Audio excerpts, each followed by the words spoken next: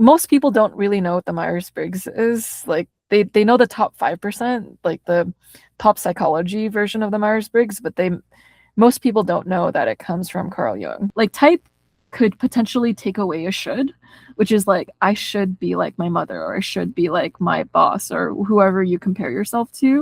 It like type is not an excuse for you to stay the way that you are. It is there to help you accept yourself more. And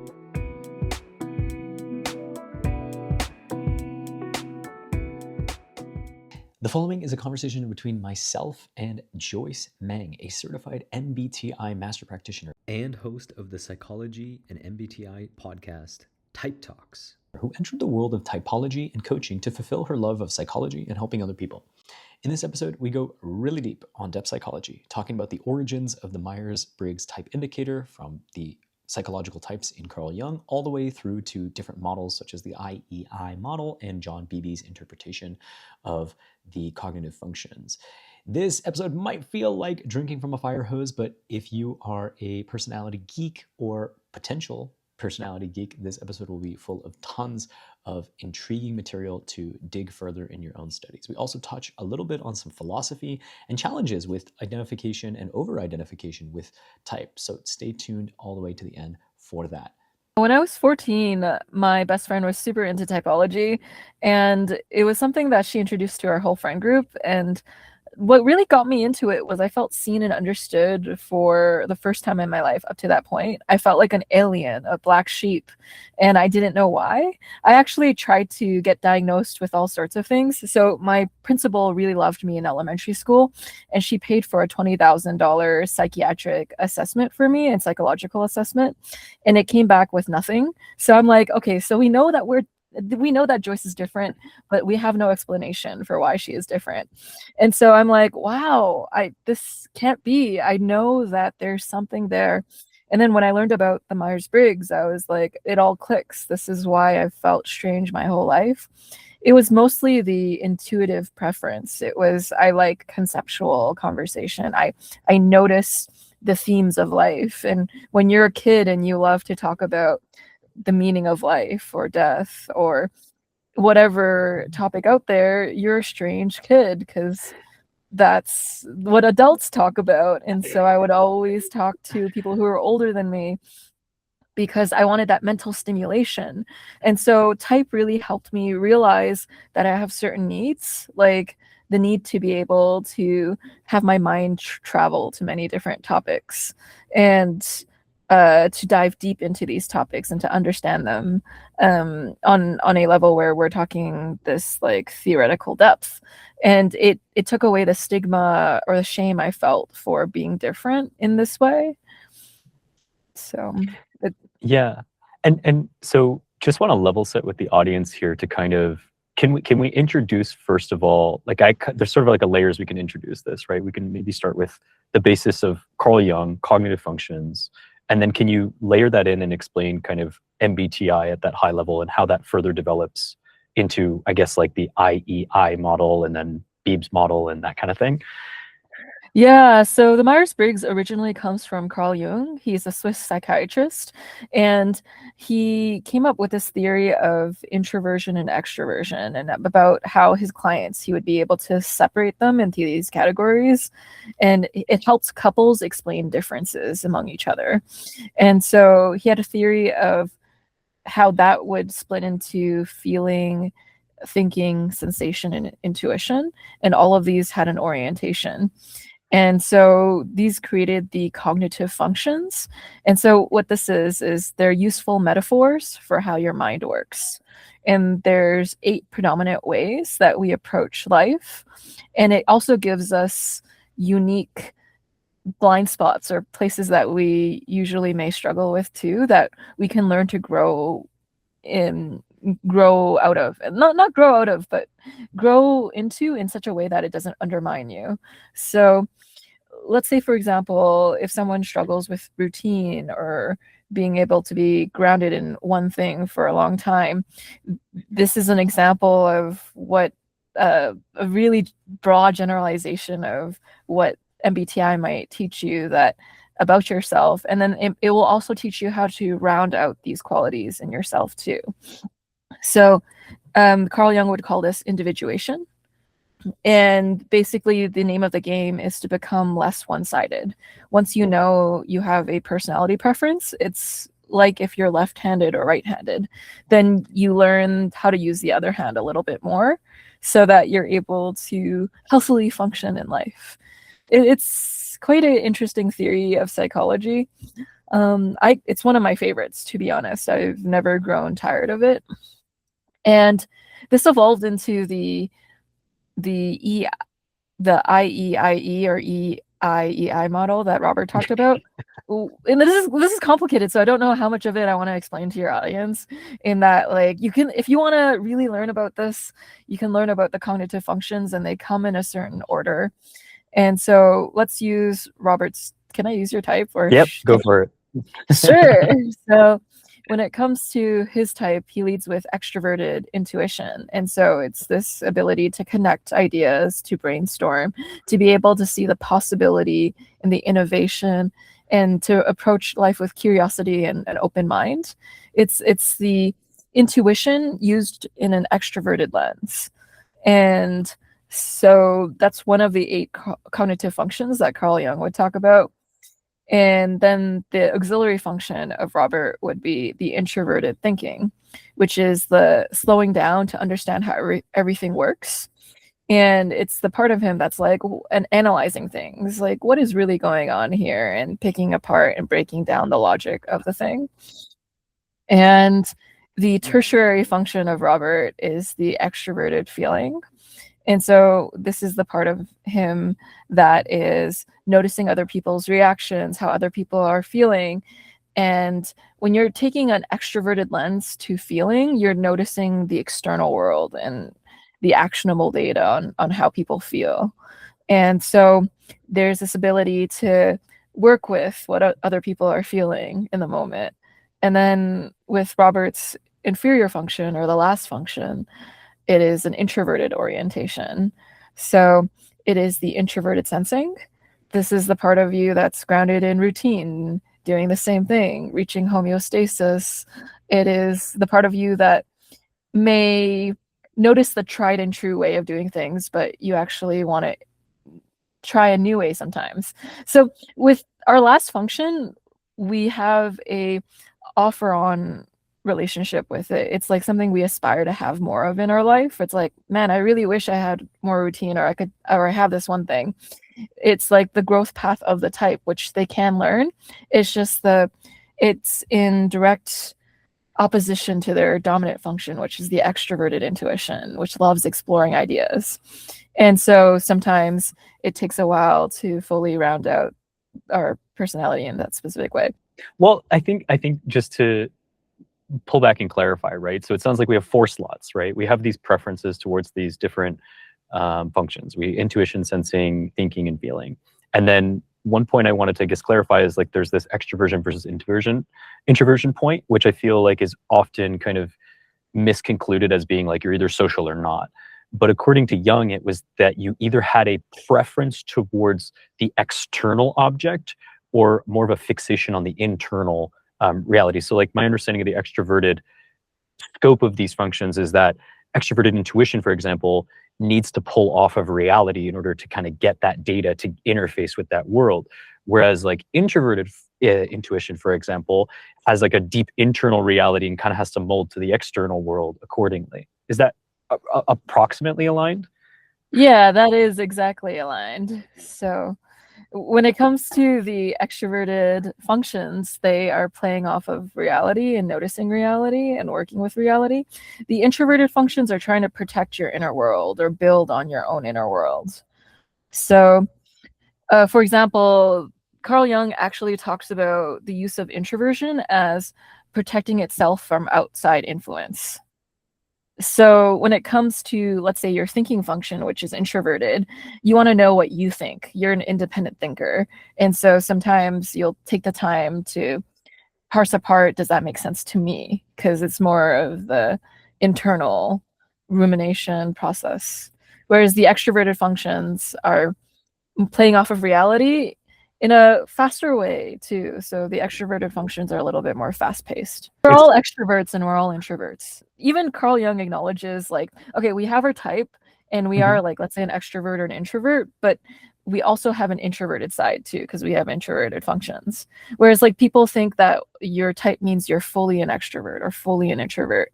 You're actually a blend of both, but you prefer one side over the other.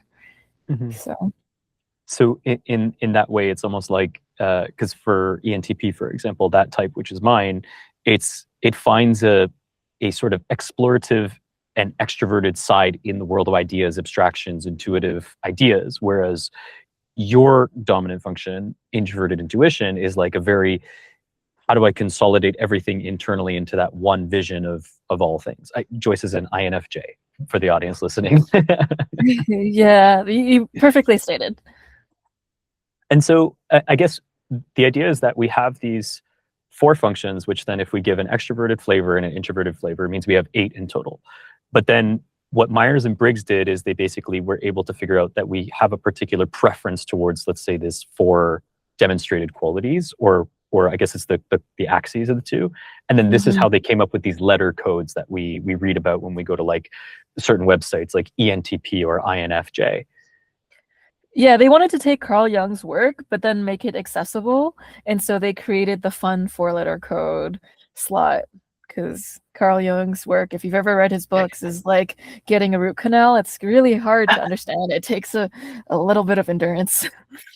Well, he was a really deep thinker, right? And actually, sometimes, because we had a podcast where we had the host of Creative Codex on, who uses a lot of Carl Jung's works in order to interpret the philosophy of what does it take to make great creative work. And so we're always on this balance between like the world of the mythological and the archetypal, as it then relates to I guess like the more empirical or post-enlightenment rationality.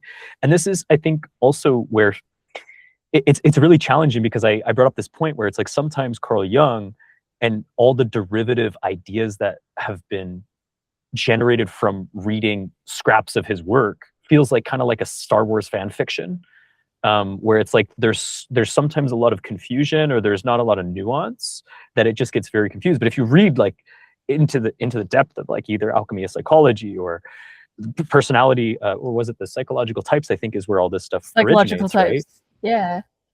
It's like he was deeply skeptical of even bringing, I think he starts the book with like the problem of typing itself, going all the way back to the early days. Yeah. So Carl Jung has an interesting perspective on your personality type. He basically says don't turn it into a parlor game, and he says don't over-identify with it, because the point of learning about it is to individuate. It's not to identify with the one-sidedness. So like he basically says like use it to grow, but not as an endpoint for staying stuck as this thing. And that's why he had a mixed relationship with people getting really enthusiastic about staying with their type. He's like, no, you got to keep learning and growing. So I feel like people misunderstand that. It like type is not an excuse for you to stay the way that you are. It is there to help you accept yourself more and to help you feel seen and not crazy. But it's not a place for you to just accept your weaknesses in that sense. And I'm not sure if it's the IEI model, which is what we just talked about, those cognitive functions, or if it's the later John Beebe model. But one of them either talks about the inferior function as being the access to the anima and animus, if I'm not mistaken. And it's like the gateway to your soul. So in Carl Jung's theories, the idea was that our soul is often archetypically represented by this figure of either the anima, being, I think, the feminine inside the man's dream, or the animus, being the masculine inside a woman's dream. Could you tell us a little bit about this then, as it relates to this idea of getting stuck in your type? Yeah, when it comes to this idea of getting stuck in your type, it makes me think of yeah, you're supposed to use that inferior function to actualize as the. There's a book called The Magic Diamond by Dario Nardi. He actually talks about Carl Jung's concept of using the inferior function to individuate. And so I think there are many ways to do that. And I'm right now thinking about them. So I am actually drawing a blank right now.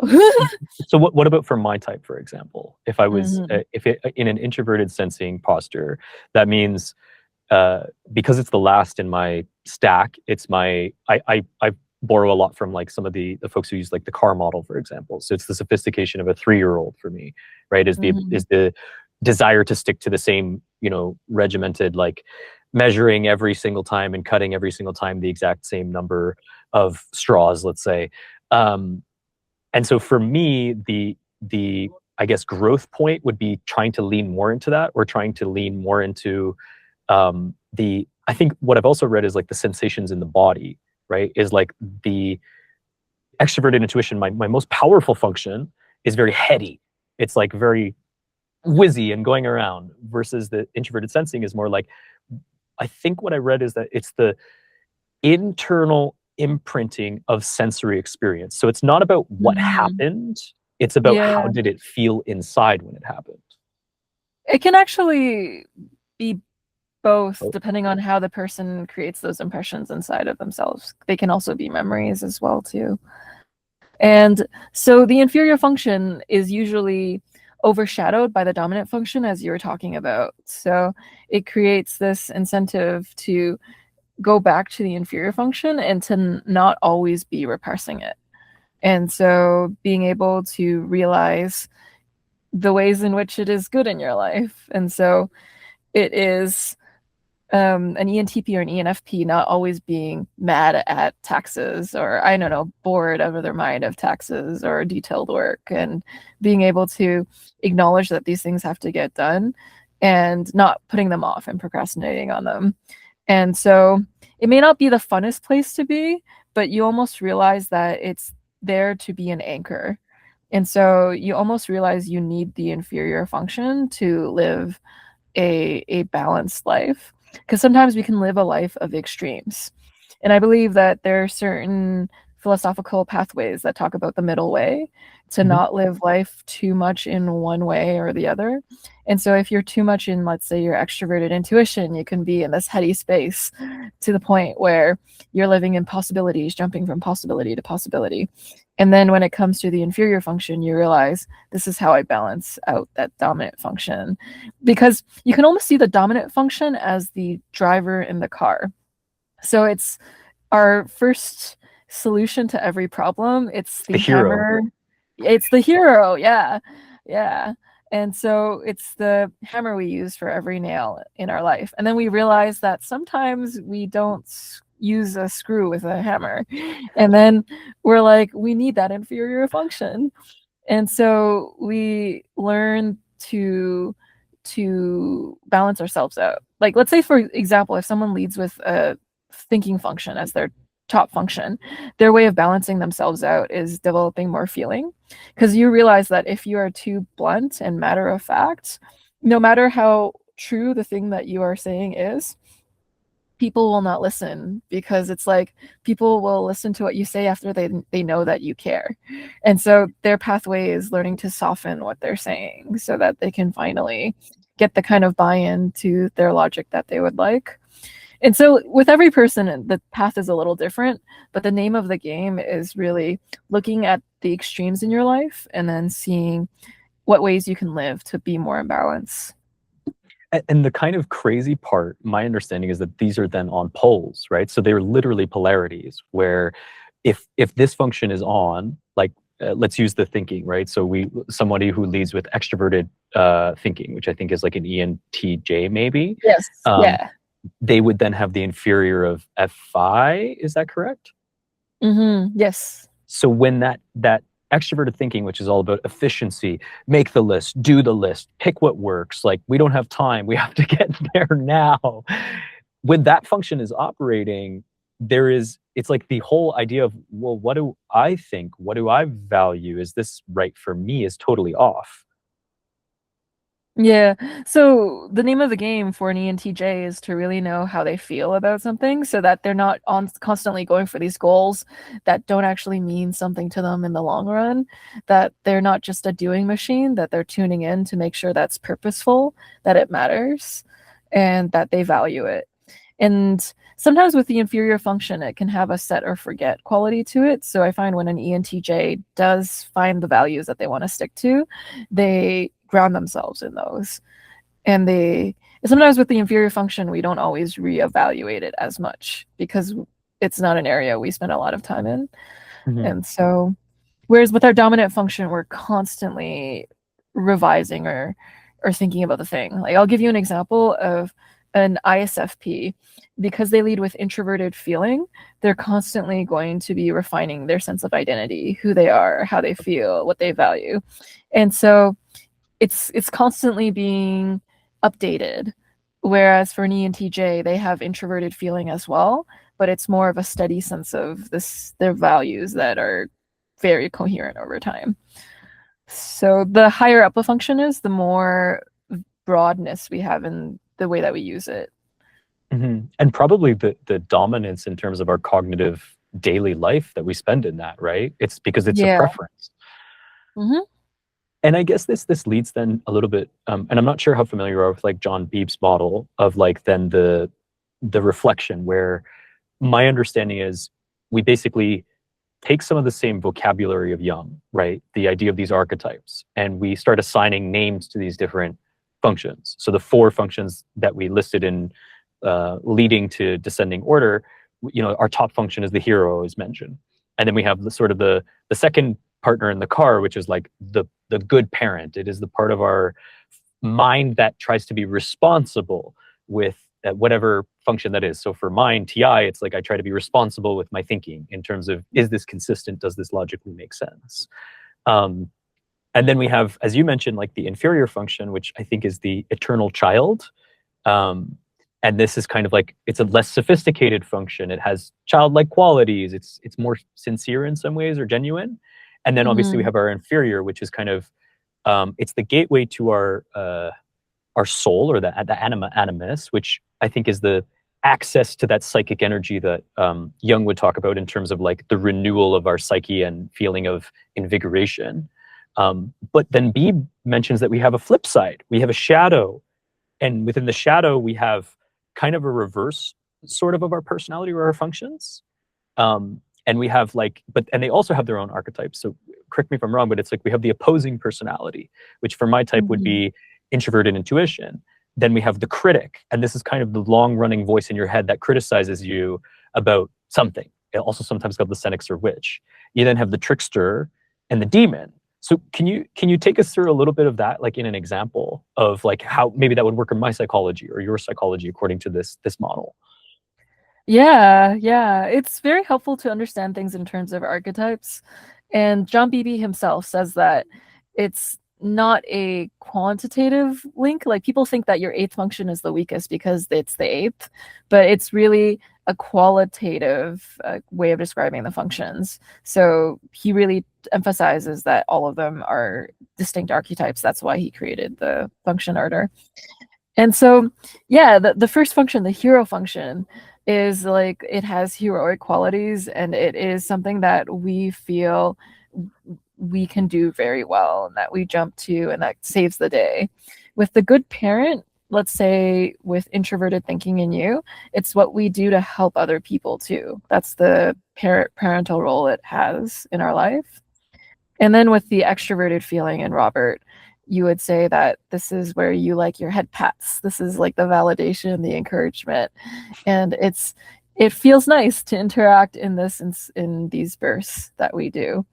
It's called the hobby function in certain ways for that reason too. As long as we use it sporadically, it's quite enjoyable. And then when it comes to the inferior function is like the gateway to the shadow functions in that sense too. And so with the introverted sensing, it brings us into this area that we're not as conscious of. It brings us into our collective unconscious area. And then with the opposing function, the introverted intuition, it is that function in which, like, Robert's natural inclination is to explore many different ideas, and the introverted intuition is just, it's a sense of, this is the idea, I know that this is the idea. And then it opposes the desire to, like, how do you know yet you haven't explored all of these ideas to make sure that that is the best idea out there. And so there's this oppositional quality where it can feel frustrating that introverted intuition will just try to narrow in right away. It opposes the aims of your dominant function. And when it comes to the critical parent, which is extroverted thinking, I find there's a lot of different literature on this. Dario Nardi would actually say your sixth function is quite strong in types. So an ENTP is okay at extroverted thinking. It might be used to criticize, like they can notice critical areas in their surroundings or in themselves when it comes to extroverted thinking and how to do it. And society itself really rewards extroverted thinking. And so an ENTP may also be put into developing that more because it's rewarded in a nurture aspect. And then when it comes to the trickster function, which is the introverted feeling for the ENTP, ENTPs don't always know how they feel. They may be the last to know how they truly feel about a thing. And so it's something where they refine their values through what makes sense. So it's almost like an ENTP can have very strong principles, but it comes from a sense of logical deduction. So they get to FI not necessarily in an FI way. So FI is basically short form for introverted feeling. And so an ENTP may understand how they really feel through analyzing it, as opposed to like trusting their visceral feeling always with the thing. Like they might question their visceral feeling around a thing because they want to stay more impartial. And then when it comes to the inferior function, the daemon function in the ENTP, which is the extroverted sensing, they actually call it the role play function in socionics and in other places too. And what it essentially is an ENTP can sometimes look like an ESTP in that they're both experiential, they're both experimental, they're both open-minded and collecting more of life itself. And so they share qualities, but the thing is, you don't always take life at face value. Like extroverted sensing is seeing life as it is and just doing it. Whereas when it comes to the extroverted intuition, you see the many possibilities of thing. And like an extroverted sensing dominant, like an ESTP, may only see like one way, like this is the one reality. An ENTP is going to be like, there are many ways to interpret this specific situation. And so the extroverted sensing sometimes goes against your natural inclination to see the different perspectival differences among an idea. So I find that explaining MBTI can be a little bit of a mouthful. So my apologies to your audience if this is like drinking from a fire hose. No, I mean it's that's part of the intrigue about going, because I wanted to sort of set up this whole architecture because I think it's helpful to then have the vocabulary, right, to talk about it through the conversation. Because what I wanted to ask is, my understanding is in Beebe's model is that this shadow archetype, and we're using this mythopoetic like language and vocabulary because it's salient to us in our minds for grokking topics, but this is where we're pushed when we're stressed or like under pressure in some ways. So we kind of access these functions, like they're running in our background. Like the critic, for example, for me is like, yeah, but what's the outcome? What's the result? Like, are we getting anywhere? But my understanding is when we're pushed into these, it's almost like a compensatory adaptive thing that's developed in order to give us greater cognitive flexibility. Yeah. The name of the game is to develop more cognitive flexibility. So it's that we do use all functions, and sometimes when they're in the shadow, the use can also be in ways in which we don't always intend or want it to be used too. So yeah. And I kind of want to take a little bit of a side alley adventure here, which is, we've built this whole beautiful theoretical architecture of what does it mean, the cognition, like it's logically, there's some elements there that make a lot of sense. It seems like it models stuff. If it was based on Jung's original psychiatric work, in the abstract, it has anecdotal evidence at least, and then enough anecdotal presentations that he was able to create a model. But then Yeah. my understanding is that we run into a problem in the world of topology and specifically MBTI as the Barnum Effect, which is the tendency of human beings to kind of accept these vague general statements about ourselves, so long as they're a unique description. And based on some reading, it's like, I think I read 39 to 76% of people who do a personality test will take another one after 5 weeks. And so there's this weird, like, area of navigating truth, I suppose, in the world of this. So I'd love to hear how you think about that, or how you handle that. Yeah, I guess how I handle that is I've always been one to read all the descriptions. So when I first initially got into type, I would read all 16 and I would be like, does that sound like me, to every single one, instead of just relating to one of them. That's how you know if is it the Barnum effect? Would I relate to every profile equally, or are they actually quite different from each other? And I would say the cognitive functions are actually radically different from each other, which is why if you actually understand them, it's hard to see them as vague, because they capture life themes very precisely. So it's hard to confuse for one another. And I don't know how else to explain it. I guess when you read a personality profile online, you're likely to get traits. And that's not what Carl Jung's initial work was. So he's Mhm. actually trying to describe cognition. And so people can relate to surface traits. We do all traits all like some of the time. So you can explain away that. Whereas with Jungian theory, you get to know how your mind is wired. And I find that that is harder to mistaken. I think that like this, so I have a lot to say about the Barnum effect and type itself.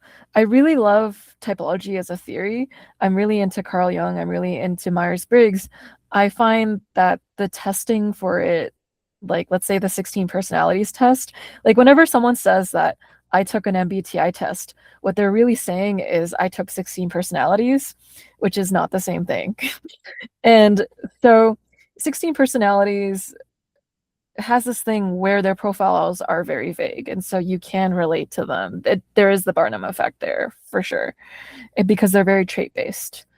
And I would say that when someone understands Jungian depth psychology more, they realize, oh, these are actually very particular, and it's hard to mistake it. And so that's what I would say to that. Well, I guess part of the limitation is a couple things too, right? Like, I think on one hand, we have the real challenge of the archetypes themselves, right? Mhm. It's one thing to have a letter code, almost like a DNA genetic sequence, which you read it and you're like, I don't know what this means, right? But then I think it's another thing that if you introduce a character and you introduce a visual image that has a compelling perspective, and then you introduce a name to that, you start getting into more of this literary and like narrative structure, right? Yeah. Which then we run into a problem where it's like we have our aspirational self versus our perhaps true self. And I mean, I'm not sure. There's like revealed preference theory, which demonstrates that like most of what we say is probably more what we aspire to be, but then what we Hmm. actually do reveals more of Yeah. what we are. Um, and maybe part of the challenge is that because a lot of these like tests or indicators are leading with these like labels, and even Jung says this, right? Like, don't obsess about the label. Like, you're not the debater or this thing. It's like when you start internalizing into the actual function orientation and understanding that, okay, you can't just switch an introverted and an extroverted because you're like, well, I'm less social today, so I must be an INTP. Maybe that's where some of this stuff gets confusing. Yeah, it's when people are doing self-report, it's not that accurate. It's like I've seen people fill out a survey and the way that they answer is totally different than how every other person in their life views them.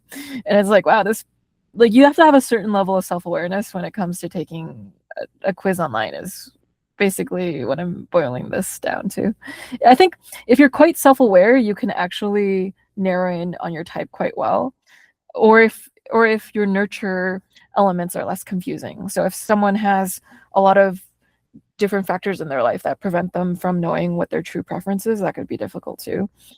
But I guess the point that I'm trying to make is it gets complicated when it comes to online testing because people mistaken the theory for what they hear online, which is like most people don't really know what the Myers-Briggs is. Like they know the top 5%, like the top psychology version of the Myers-Briggs, but they most people don't know that it comes from Carl Jung. And so all of these profiles, they can be pop psychology like and take away from the true meaning that is behind this theory.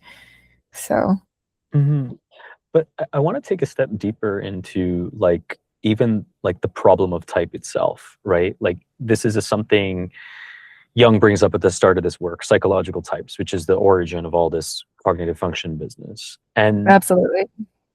you know, he realized that, and this is a problem for my brain with a lot of systems of I don't know what you call them, like I guess it would be systems of topology, but even systems of thinking is like there's this quality of like epistemic enclosure, meaning that you have to accept certain base axioms. In other words, like there's these 8 cognitive functions, like you have to accept that in order to play in the space. And once you accept that, then you can derive all these grand, you know, interpretations and ways you remix things. But you have to accept those axioms, like it's the ticket to admission, if you know what I mean. And Jung himself mentioned that in every area, maybe it's not every area, but in several of these personality psychological type systems, there was always the problem of the subjective observer. So he noticed that, like, I think it was between Adler and Freud, even the way in which they approached psychological interpretation was characterized by their own subjective observation. So how do you think about this as then it relates to using typology? It's like it feels like it's a kind of a risky gambit. It's like, do you accept the generative person's position in order to opt into this game, which you could be constructing an entire narrative meaning upon? Yeah, and I would say that personality systems are meant to be innovated.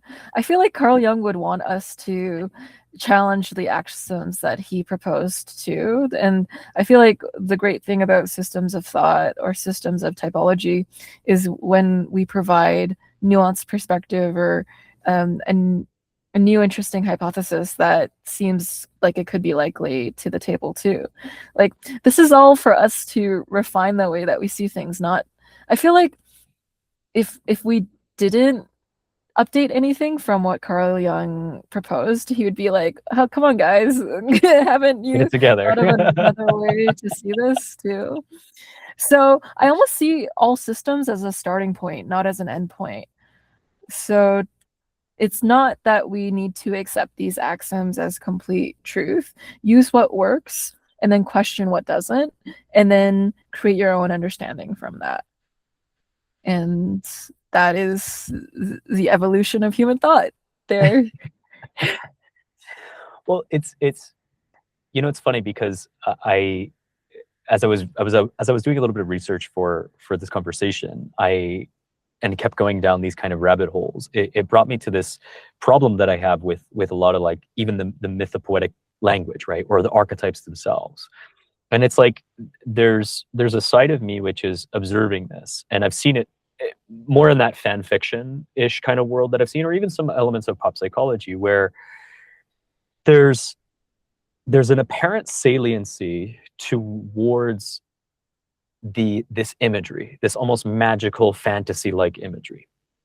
And I think in Jung's ideas, he said that it's one of the big mistakes in Western psychology was that we took post-Enlightenment rationality too seriously. we got really, really, really far off. And we sort of, I think it's Max Weber wrote, we sort of had the disenchantment of the world, right? We stripped away all its magic. And Jung's point was that when we lose the magic of the je ne sais quoi, the vivre, right? It's the psyche becomes sick, or at least that was his position, I think.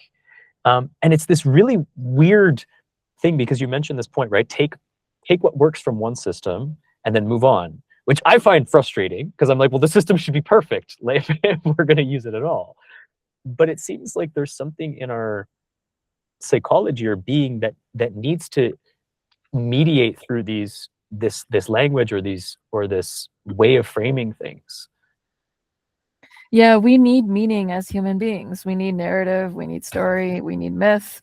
Yeah, I think he puts a really good spin on things, where he talks about in our current world, we live in a very rational world, which is great.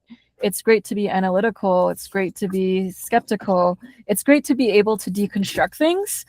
It's just that when we deconstruct things without creating meaning, life starts to feel a little meaningless or dry. And so the thing that we're running into a lot in society nowadays is nihilism. And so I held a philosophy cafe and I asked people, how many of you have had a nihilistic crisis? So asking yourself, does life mean anything? Is life meaningless? And every single person raised their hand. This was in Toronto, a major city in Canada. And it's strange for people in a philosophy cafe to all agree on a topic, but every single person in the room has wondered, is life meaningful? Does life have a point? And I think that this is a part of the post-rationalistic problem that we're having, where we're so logical to the point where we've stripped away the magic of life. And now we're struggling to find what makes life give the juice of life, or like the beauty of life. We're missing the awe, the wonder, what makes life worthwhile. Because we're too heady as a society now. We've forgotten the body, we've forgotten the emotions, we've left it behind in the search for the ultimate mind. Yeah, like this, I mean, this is the point, is like the pursuit of empirical truth is necessarily valuable, but it's almost like there's something in our brain which, I mean, we have to have some level of a humility, and I suppose we do in various points, that like it has evolved over millions of years, right? So the thought that we could just throw away all the junk, it seems like a little bit naive to me, at least.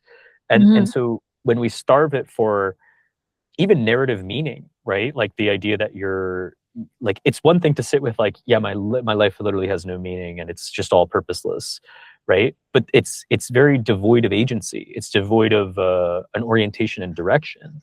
And what you mentioned, like, I mean, it's partly what Nietzsche talks about, like, right, in the 1800s, it was like the death of the idea of God, and then there was basically a descendancy into nihilism. And if my interpretation of Nietzsche is correct, it's the suggestion that if you don't have an overarching meaning as a spiritual figure, he sought to invent a form for himself, or a value system, or a way to overcome this.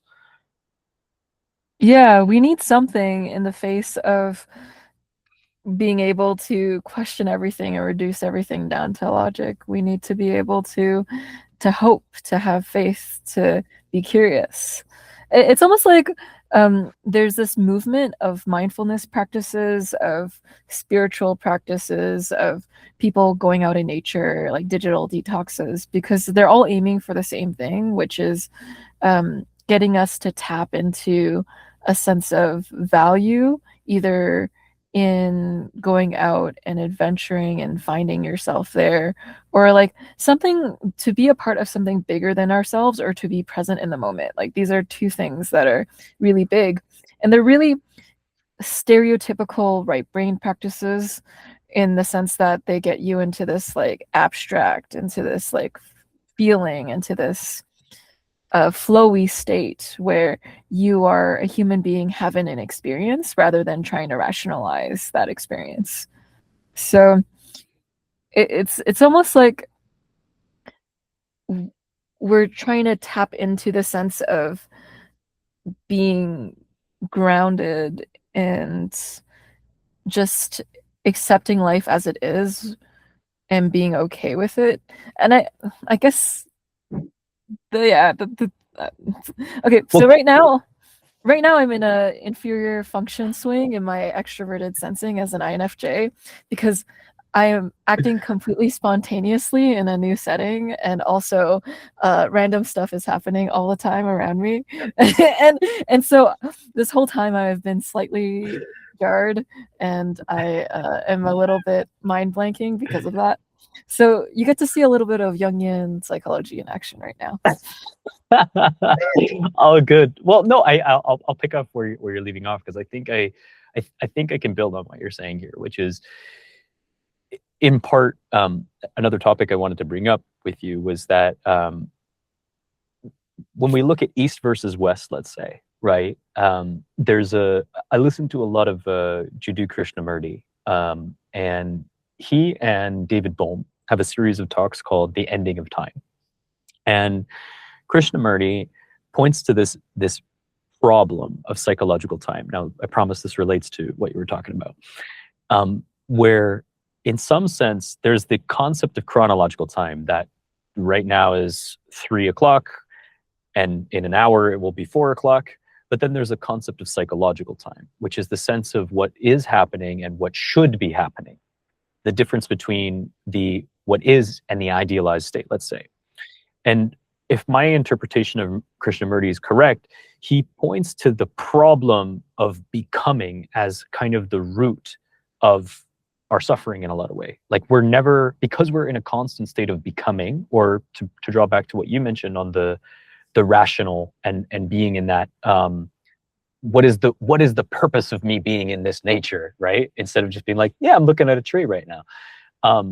We get caught in this prison and this form of suffering because we'll never get there.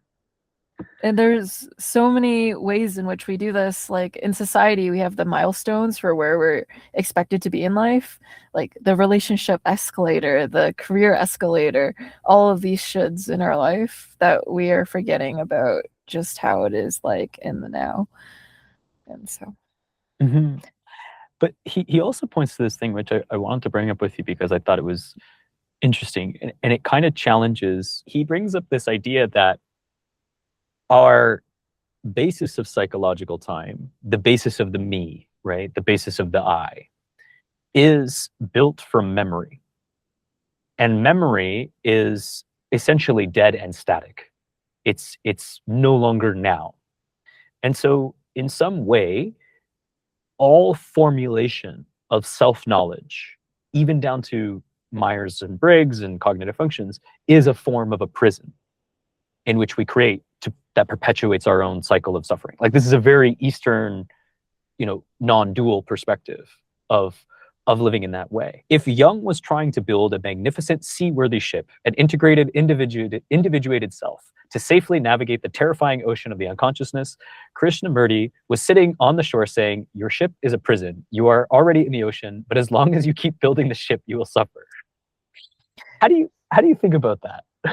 Yeah, like, I kind of see it as the difference between labeling something for usefulness versus labeling something for keeping it as a static identity. So, like, let's say, for example, when you have window cleaner, it's very useful to be able to know that it is window cleaner so that you don't drink it and stuff like that.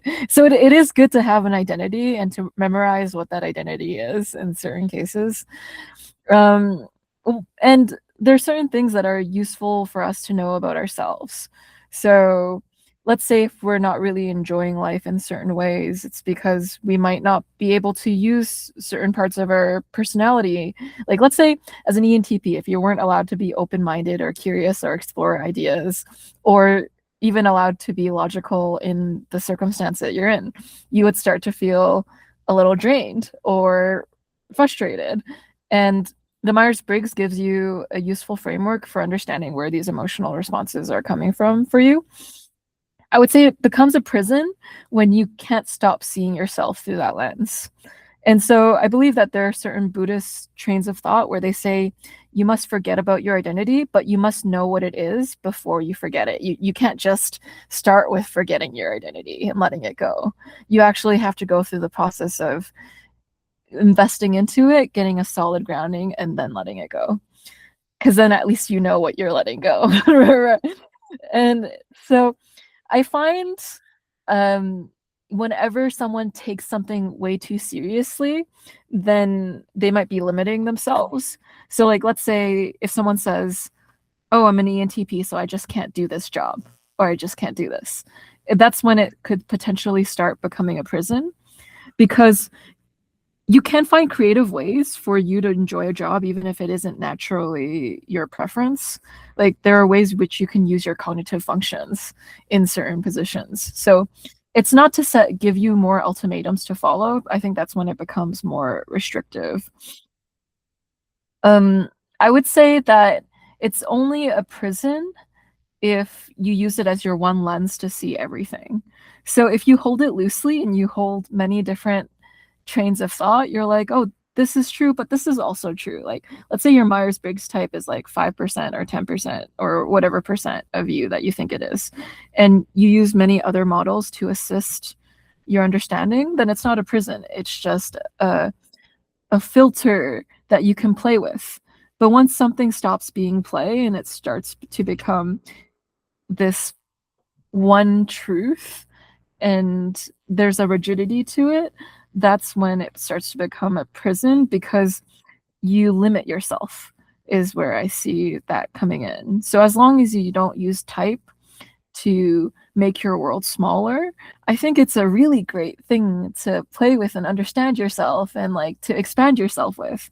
As long as type is creating this feeling of expansion for you, then I feel like it is helpful. If it starts to feel like it's shrinking you, then the tool is not being used in the right way. Like, it's okay if type is a tool, but if it becomes your identity, that's when it becomes the problem, is how I'd answer that. It's almost as if, and I'm reflecting on how you're delivering that with the prevalence of how online media forms and internet and digital interactions seem to be having these cascading consequences with regards to developing like a hive mind, a group think related to a particular topic, and the echoing chambers of that. And it seems like what you're pointing to is what is a more adaptive strategy is to kind of like make your bag and like put your models in your bag and then decide like, is this the right time to use this model? Is this the right time to use this model? That's a more adaptive way. But it leads me to this another question, which I'm going to tag on a double question, which is, it seems like a lot of your work in being in this world of topology relates to identity. So how do you take that with the idea that, well, if you don't have a static sense of like, I am the ENTP and the ENTP can only do this, and you're like, well, today I feel like being the ENTP, or I feel like using that ENTP framework. How do you think about that as it relates to identity, and I guess deeper into maybe your preoccupation or interest in identity? I view it like this. So like, let's say you see a patch of wall and it's covered in black. And let's say that black is the INTJ personality of that person. And then it's like, it's true, I believe that that is a part of a person. But if you expand out, you'll see that there's many parts of the wall, that you are not just this black part of the wall. And so I do see it as a real part of you. Like, if you look at people's lives over time, you'll notice trends. For people who are parents, they'll notice that their kids are actually radically different from one another. And so it's not like one day your kid will completely be a complete different person out of thin air. They usually have their common patterns, even if they're unaware of it. So there's this saying in personality type where they say type is not putting you in a box. It's actually telling you what the box is so that you can expand beyond your natural patterns. So once you become aware of your unconscious, you stop calling it fate. Then you actually have some ability to steer your personality in a way where if you didn't know that this was your natural inclination, you'll just continue doing it. And so I feel like type is really good for awareness of patterns. And I would say that it's okay to have a loose identity, and it's okay to have an identity, to be honest. Like, let's say being a male or female, that's a certain kind of identity. Being right-handed or left-handed is a certain kind of identification. But you don't have to take it as your only truth. That's when it starts to become like you answer everything under the realm of type.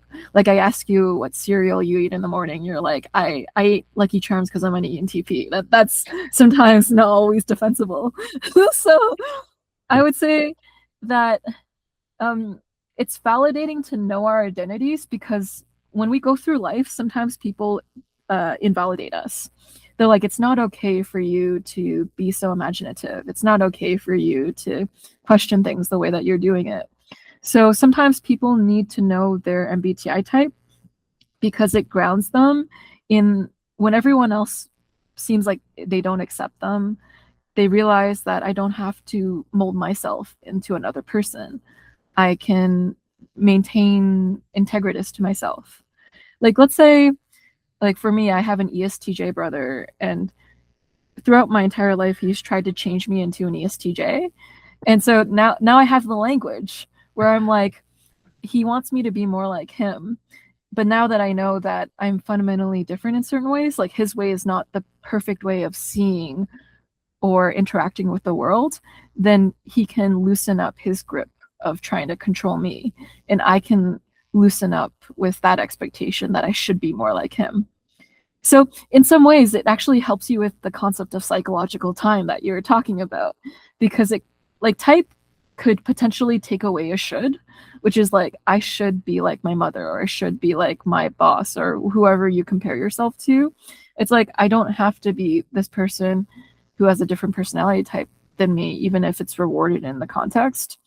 I accept myself as I am, and I refuse to participate in this game of being who I'm not. So it's almost like a type can reinforce authenticity, and it can reinforce that it's okay to be who you are, because I feel like all people at the end of the day want permission to be who they are, and they also want to feel like who they are is beautiful.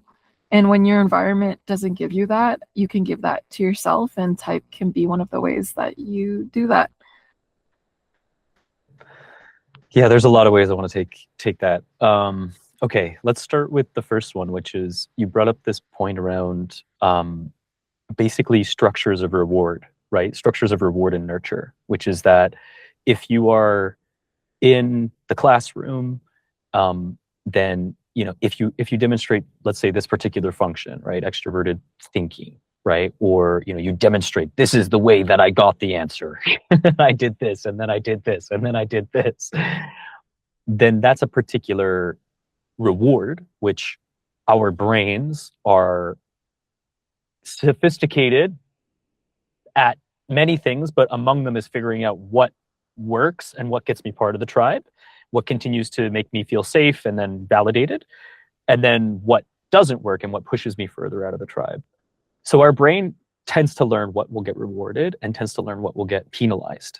And then I think maybe what I'm picking up from what you're pointing out is that if you, let's not take cognitive functions as a literal truth, but rather a lens through which we can view our cognition and gain a vocabulary, if we so choose, to then be able to describe the mechanics of the way that we might think or might perform tasks in the world.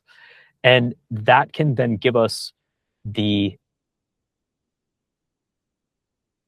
permission is not the right word I want to use, but the perspective that, well, if there's structures in the world that are rewarding particular demonstrations of functions or rewarding particular demonstrations of roles, then it's not that we implicit, it's basically the guilt versus shame dichotomy. It's like, it's not that you're a bad person, you should feel shame. It's rather that perhaps the environment or the nurture setup is not set within those parameters for rewarding those functions. Exactly. Yeah. And so it's like, I guess if we use my type, for example, it would be like if I was put in a room, a white room. Maybe that would actually be beneficial, to be honest. Just to like bounce off the walls and give me a bunch of whiteboard markers. But if I was, as you mentioned, forced to not be able to use my dominant function, which is connecting all the dots and trying to move from one abstract pattern to the next, and that was reinforced in me for like 10 years, like say I went to like a boarding school or a military environment where that's not necessarily rewarded, then I might get the internal model of self that is like, well, this part of me is bad, rather than saying, well, actually, this environment wasn't flexible enough, or it wasn't suitable to the maybe the talents or aptitudes that I have. It's exactly that. Yeah. So, and I guess like one other point I wanted to point out was related to this vocabulary. Like I appreciate this idea that if we can loosely hold these ideas and kind of just use them as a way to talk, a way to model. But then what you mentioned with I'm not sure we're ever going to be able to agree on this point, but what you mentioned, for example, is like the INTJ is a spot on the wall. That's the part of the identity, and it's like functionally part of the identity. Whereas I suppose I would wonder if I would disagree and say like either you have to commit totally to the system is perfect and it makes total sense to be part of the like structure of the psyche, or it's not, right? It's like either it's 80% the way there and we have to say it's not totally embedded like part of the individual, or it is. Do you hear what I'm saying? yeah, I hear what you're saying. I think you know my perspective on it, which is I do think it is a real thing. I think it is a real part of the psyche. I'm kind of holding space for maybe people who are more ambiguous about it as well too. And because I'm not like I feel like sometimes when people fight about the semantics of personality type, they miss the purpose of personality type, which is to help us have language for certain phenomena in the world. And so when I'm saying that INTJ is a part of the wall, what I'm saying is that it's a part of your identity, but I wouldn't say it's not the entirety of your identity. So I'm saying it's not exhaustive. It is valid, but it's not explaining everything about everyone at all times. So I think that human beings are a complex mesh of nature versus nurture. MBTI captures a really valid part of the nature in my point of view. And I still think there's the nurture element of it that could really skew things too. So turning towards the future, where do you see this? Obviously, there's been somewhat of a resurgence, I would say, or at least a growth in intrigue related to cognitive functions. I mean, YouTube is full of videos now. But what would you point to as some of those leading areas of theory or questions as it relates to extending this research or extending these theories? Yeah, I would say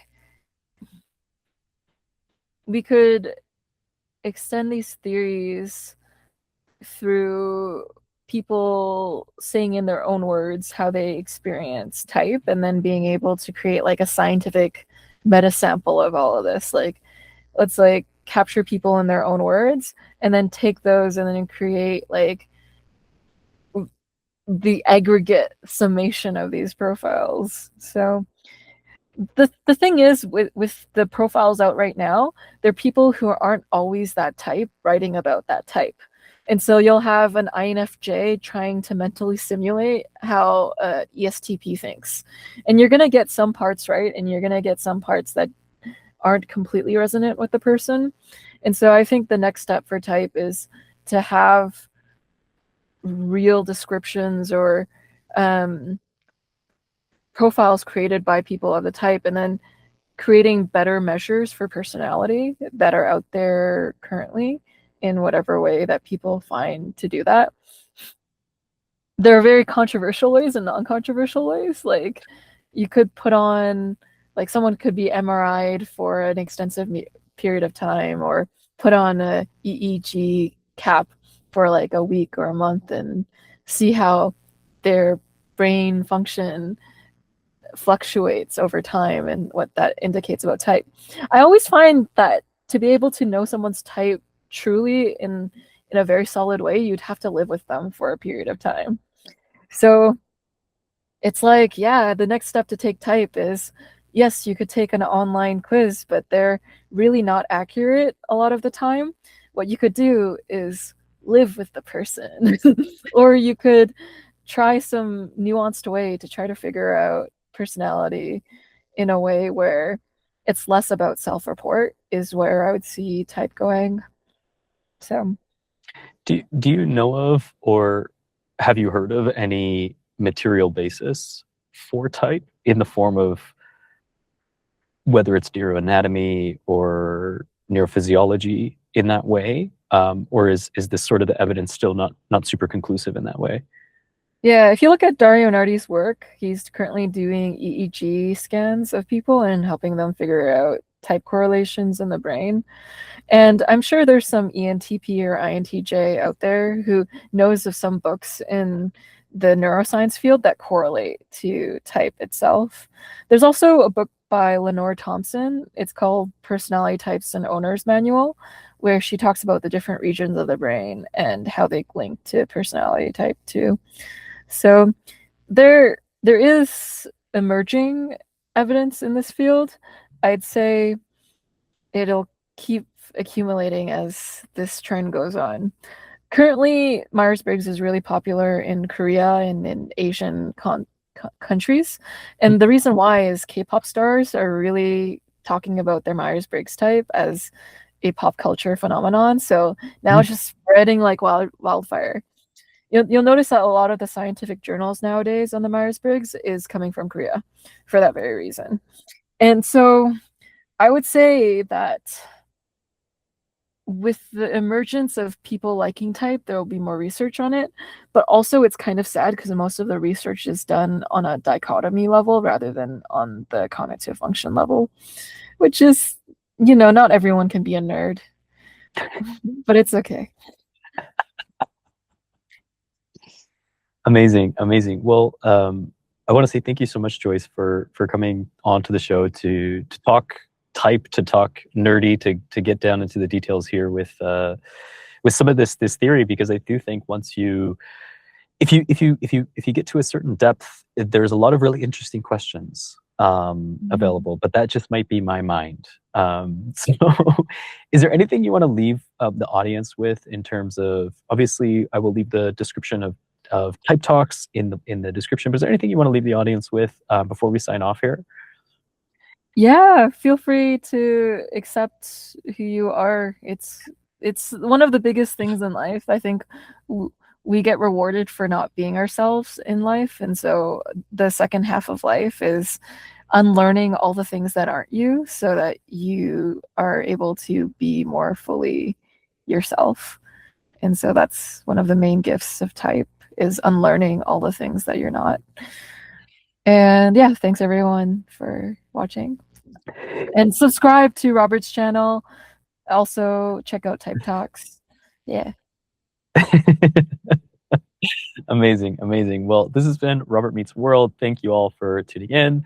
Make sure to subscribe on wherever you get your podcast content related to Apple Podcasts, Spotify, YouTube, what have you. Check out Joyce's Type Talks and maybe get typed if you are curious.